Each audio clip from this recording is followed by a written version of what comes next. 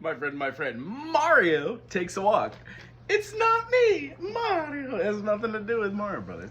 This was a request from a subscriber on the channel. If you're not already a subscriber, thumbs up, subscribe, become a member, and get members only perks. As far as like the music education on this channel, we talk about music in depth, and for this video, it's gonna be very short. However, we're gonna give you some pretty priceless information. This song, when we begin, has a drum solo.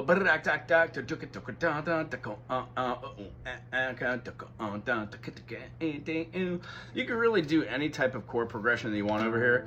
What this is basically moving over the top of is going to be a G major, and then it's going to be moving to A minor, and then up to a B minor, and then back to a G major. Now the chords that Jesse Cook is playing this kind of cage system looking C major, but not really completing the whole G major. We're just really only focusing on these notes, the 8, 9, and the 7. That's the intro that you hear in the beginning.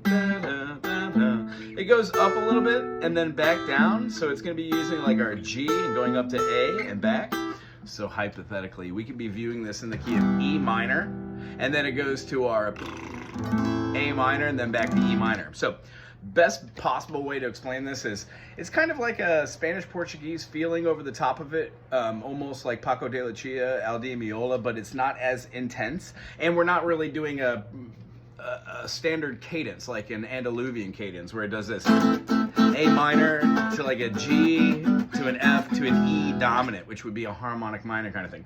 This one simply playing over the top of the E minor, but using G major. So what you're going to want to do is, if you can play with G major Ionian over the top of this, that's lots of fun.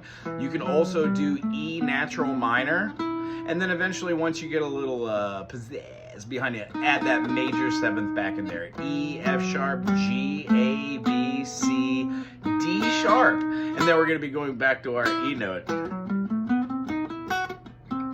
Hear how it gives it that really super flair. When we hit that A minor, you can do A, B, C, D, E, F, G, A. A minor has no sharps and flats. Again, you can put back in that lending tone if you want to make it a little mystic.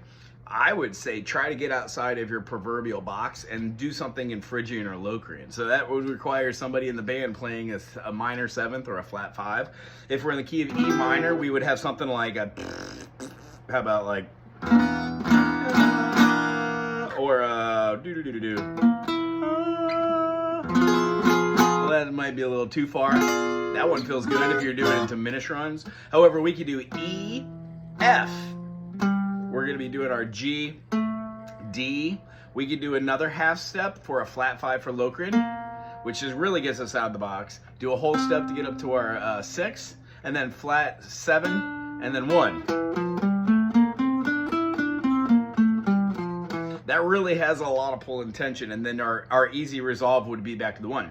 You can even move that down a half step and utilize that tone as far as inside the E harmonic minor. It would just be considered D sharp Locrian.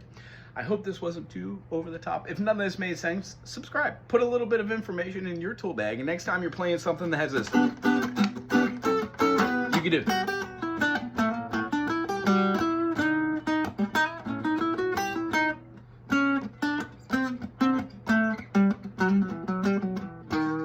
These notes are super important, and as I always say to all my students or anybody who asks, because nobody asked any time, what's the most important part of a scale? Well, the most important part of my scales are going to be knowing that the notes are blah, blah, blah, blah, blah, blah, blah, blah, and then where are the half steps? And then that's kind of where I focus on where I want to start my melody leads or some sort of pattern. I hope this helps you in your quest to understand music. If it does, subscribe, put something cool in the comment section, and thank you for the request. This song, essentially, have fun playing over the top of it, because the whole song is a soloing concept. Aloha!